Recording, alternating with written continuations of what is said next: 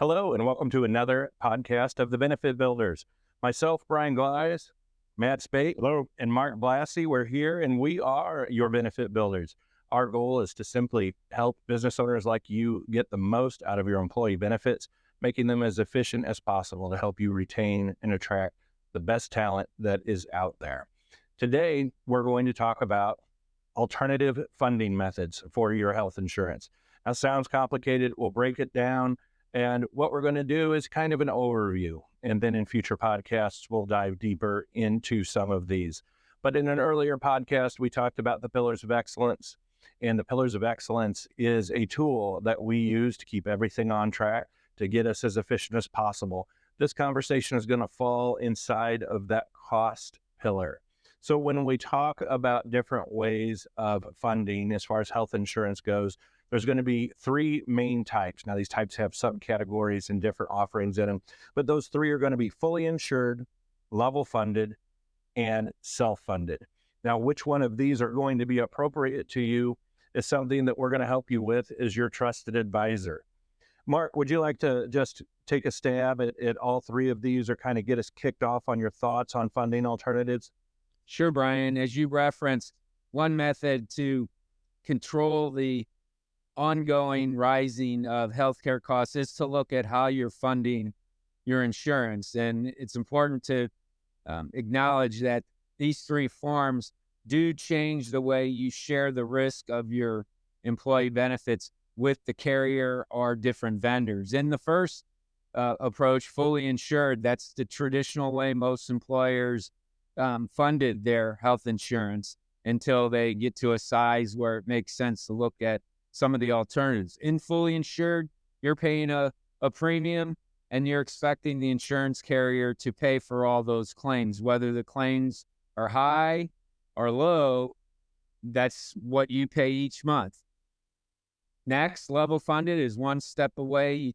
It operates very similar to fully insured. You're paying your monthly premium, but the one major difference is at the end of the year, if your claims were lower than what the carrier underwriter expected, you can share in a refund of that claims fund. And the third is self-funded, where you're deconstructing the fully insured program and reconstructing the insurance for your employees based on a stop loss to protect you for high-cost claims. You have an administrator paying those claims. You select your pharmacy benefit manager, and that's where you have the most control. But as you look at those options, the considerations must be: what's your size? What's your risk for appetite? Where's your geography? Do you have access to those vendors and those tools? Are you committed to going into some form of self-funding? Those are all extremely important. And as benefit builders, we stand right next to you to help you evaluate and perform your due diligence. Absolutely. Well done. When we talk about fully insured, it is what everybody cuts their teeth on. It's kind of the set it and forget it. As long as you pay your bill and you pay your deductible, the insurance company takes care of everything else. And while some people will look at that as an extreme advantage because all of the manpower to figure this stuff out is done by the insurance company, it's also one of the most expensive ways to do it. On the level funded program, there's an opportunity for a refund. Matt, would you talk a little bit about that, please? Yes, Mark mentioned it briefly, but they set aside a certain amount of cost that they think your group is going to use as far as claims, prescriptions, medical costs. And if you have a healthy year and your group doesn't near meet that cost level that they adjusted for, then you could be eligible to get some of that money back. Vice versa, you have a poor year health-wise, not only would you not maybe get any of that money back, but they're going to readjust that level and your rates for the upcoming renewal in the next year. So on a level funded program, we as your benefit builders are actually going to communicate with your employees using technology through videos, through also personal visits. Communication is also one of the pillars of excellence that we have on our platform. So I love coming out and doing group meetings because for a level funded program to work, we have to make sure that everybody is rowing in the same direction. And we do that through best practices. We let your employees know that the lowest cost is their general practitioner. After that, it would be a teledocs or maybe a minute clinic, then the urgent care, and then last but not least, the emergency room. So it is important. You just can't throw a level funded program out there and just expect it to work. We have to put in the work. We have to put in the communication. And that's something that the benefit builders will assist you in doing. Now, the third one, the self-funded program, is one of the most exciting for us. Man, it's where we really get to flex our muscles. This is a little bit larger group, and it's where you as the group get to replace the insurance company. Now, we spend a lot of time talking and counseling the employer on how to transition that mindset. We've had some incredible successes. Mark, would you talk a little bit more about self-funding and some of the journeys we've been with some of our larger clients? Sure, Brian. I think it's important to understand as you're moving away from fully insured to level funded and then into self-funded, the commitment to participate in one of those risk-sharing programs is extremely important because with level funded and with self-funded, you gain access to data. And this is data that, as Brian said about employee education, we could actually measure the changes in consumer behaviors of your employees by looking at what is referred to as utilization reports.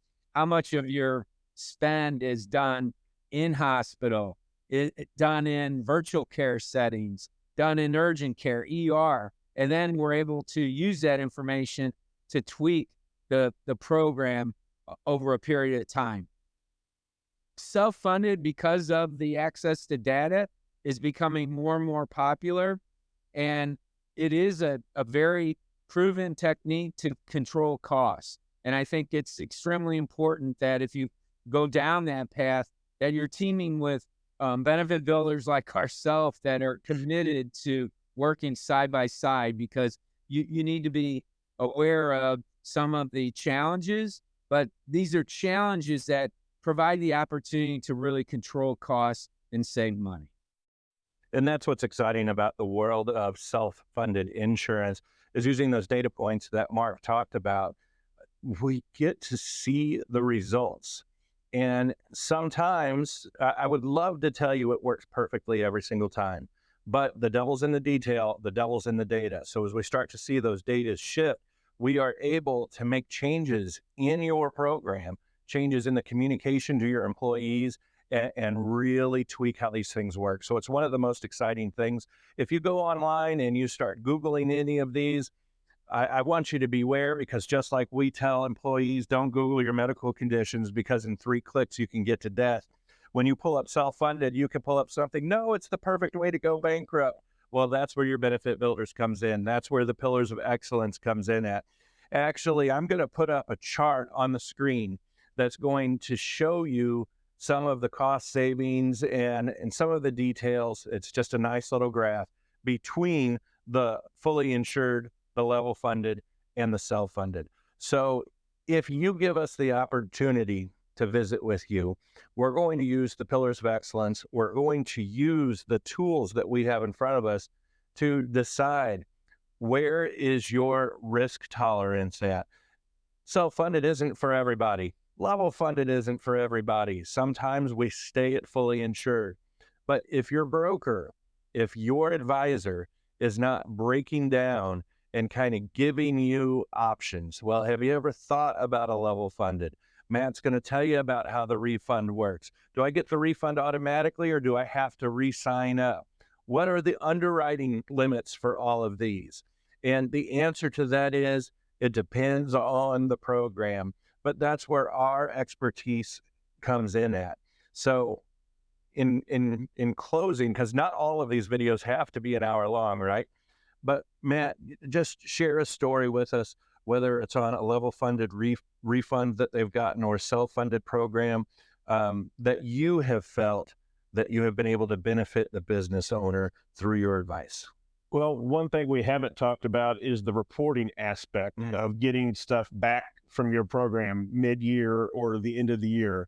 Mark and I met with a group a few months ago and went through this process. Mark and I just talked about a group last week that I meet with tomorrow to meet with their employees. Brian talked about employee meetings. One of the things I'm going to bring up in that meeting is their prescription costs. Sure. Because the report that we pulled from the system showed that there are some prescription costs that are higher than what the employer would like to see. And we don't know who those employees are, but we can, in a group setting, we can let them know if you're having a problem with your copays on your prescriptions, come see me privately and we can try to look up alternative options. And that's just a small example of a benefit that you can pull out of your program. And then whenever we do that, we can talk to the employees about opportunities, whether that's an opportunity through mail order, whether that's an opportunity through a coupon, for lack of better terms, if they've talked to their doctor, if they've talked to their pharmacist, because what we know is sometimes an employee might be on a medication and there could be multiple variants of that medication that are less expensive. Now, like Matt said, anonymity is important. The HIPAA laws are important. We like our jobs and don't want to get sued. So we have a platform to use whenever we're communicating this, whether it has to do with prescription drugs or whether it has to do with the number of ER visits that we're seeing. We want to see those ER visits go down and the general practitioner visits go up. And those data points are so important to doing that. And no matter where we're at, we want to have meetings with you on this so that we can share the success or what needs to be done.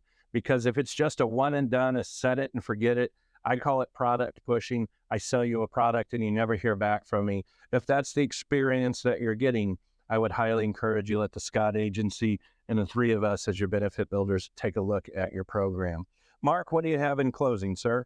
I think, Brian, it's important to recognize that when you focus on one of the pillars, you need to appreciate if you make a change to one of those core pillars, you have to understand the impact it may have on the others. And I think in this podcast, we did cover how considering cost alternatives, you also have to take a look at employee education. You have to also take a look at, do you have the right technology to access those claims? And then you also mentioned the importance of compliance, that when you're digging into the details, you got to make sure that you're doing it with the most security in your environment. Yeah, and in closing, I'll throw the pillars of success up on here one more time so that we can take a look at it. And that's what I love about the pillars. You've got that core foundation of concierge service, which is us, your trusted advisors, the benefit builders. And then you have those 4 key pillars. It makes me happy that there's not 64 pillars underneath there. We take those 4 core pillars and we break them down, and it just makes sense. And that almost seems dangerous in a world today where things just don't make sense. So guys, we are your benefit builders. We work for the Scott Agency. We're Keystone Partners, and we're here to help you get the most out of your employee benefits and help you with anything that you need employee benefits related. Thank you for your time. Please don't hesitate to share this podcast. You can jump on the website. You can jump on our Facebook feed. We'll put some links in here to that. But thank you so much for your time. We do appreciate it. Bye-bye.